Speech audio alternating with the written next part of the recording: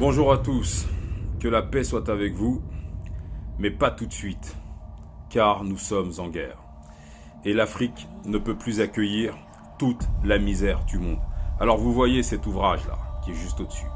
Race blanche, race noire, race rouge. Nous devons cet ouvrage qui a été écrit et publié en 1891. Bien, monsieur Henri Gaulieur est à l'origine de ce texte. Et il est important de rappeler que ce n'est pas un historien. C'est un contemporain de l'esclavage. Alors, nous allons nous rendre à la page 138 de l'ouvrage et donc 158 du PDF. Alors, je rappelle que ce livre est gratuit. Vous pouvez le télécharger gratuitement. Nous avons consacré un conseil de guerre à cet ouvrage. Parce que comme on a l'habitude de le dire chez les fétiches de guerre, le présent, sans les lumières du passé, est un mensonge. Alors, qu'est-ce qu'on apprend, page 138 ? Accrochez-vous, c'est violent et je vous conseille de suivre cette vidéo jusqu'au bout. De ne pas la liker, ça ne m'intéresse pas. Partagez-la. Ok ? Je cite. « J'ai eu longtemps, à mon service, à New York, comme domestique, un nègre libre, dont le visage brun, quelque peu couleur café au lait, indiquait évidemment qu'il avait dans les veines une certaine dose de sang blanc. Cet homme qui resta 7 ans à mon service et qui vit encore était un ancien esclave de la Virginie. Dans son enfance, on lui avait appris le métier de jockey. Et comme il était léger de poids, qu'il maniait bien les chevaux, il avait passé sa jeunesse à courir des steeplechase sur les champs de course pour ses différents maîtres. Il montait bien à cheval, alors, et gagnait, paraît-il, de grosses sommes, parfois pour ceux dont il était l'esclave. Un beau jour, il tomba de selle, se cassa une jambe et devint boiteux. Et en fut réduit à la position de domestique d'écurie. Après l'émancipation, donc l'abolition de l'esclavage, n'ayant pas d'ouvrage, il vint aux environs de New York et le hasard le fit entrer chez moi. Écoutez la suite, écoutez la suite. Cet homme était un bon type de nègre intelligent. Il était honnête, fidèle, mais indolent. Cela va sans dire. Il appartenait à une église méthodiste, église de nègres, naturellement, car aux États-Unis, les deux races ont des chapelles séparées. Il était même l'un des notables de sa congrégation. Je lui parlais fréquemment de son passé, et quoiqu'il fût peu causeur, il me donnait des renseignements très curieux sur la vie des esclaves en Virginie. Ça arrive. Il ignorait qui avait été son père, il ignorait son âge, et portait comme tous les anciens esclaves le nom de son premier maître. Je relis, c'est là que ça va devenir violent et accrochez-vous. Je vous recommande d'être assis, bien. Pas dans les transports, soyez chez vous assis au calme pour écouter la suite. Il ignorait qui avait été son père. Il ignorait son âge et portait comme tous les anciens esclaves le nom de son premier maître. Sa mère avait eu une 12aine d'enfants. Elle était noire. C'est là que ça devient intéressant. Mais tous ses enfants n'étaient pas de cette couleur. La preuve en était sa peau à lui.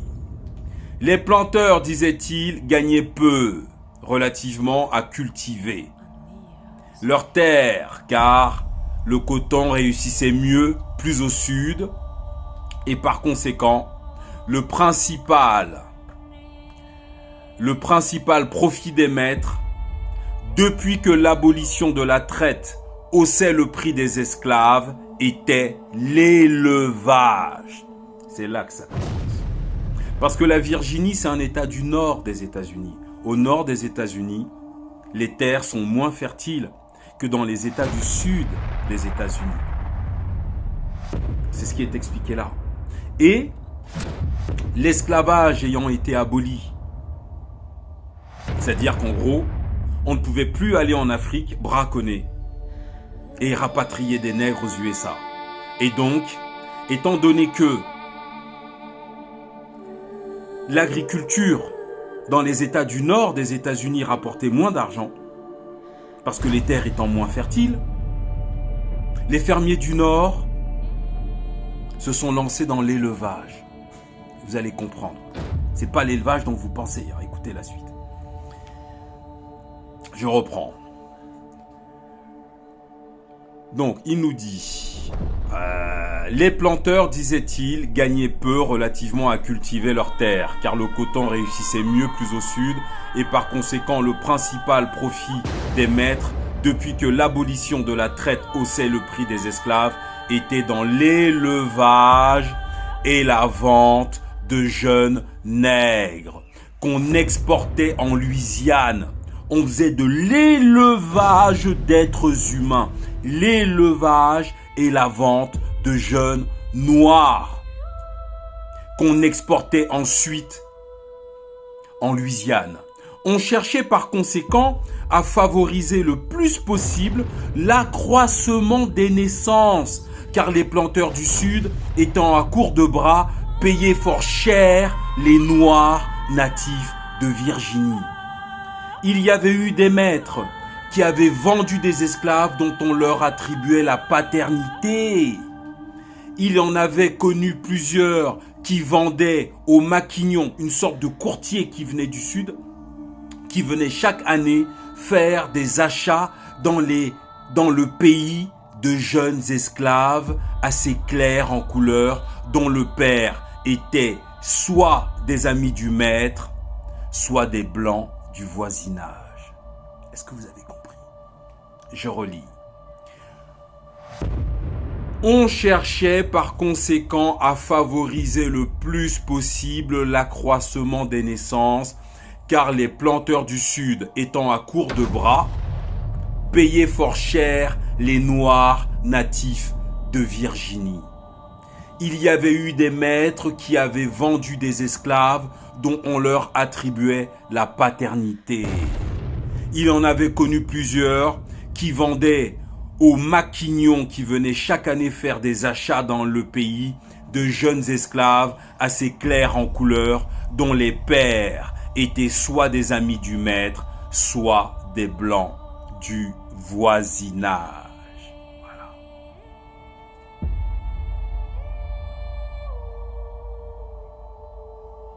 Ils étaient chrétiens, ces blancs?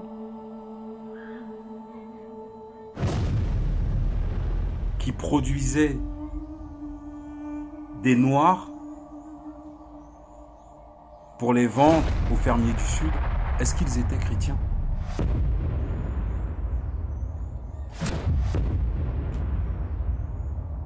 De l'élevage d'êtres humains pour gagner de l'argent.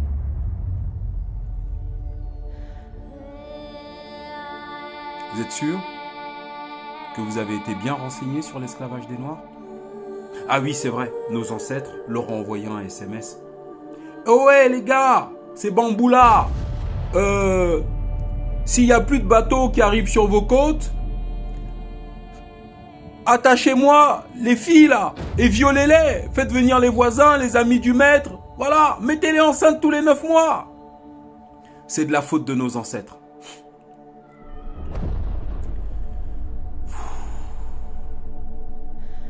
De l'élevage d'êtres humains noirs.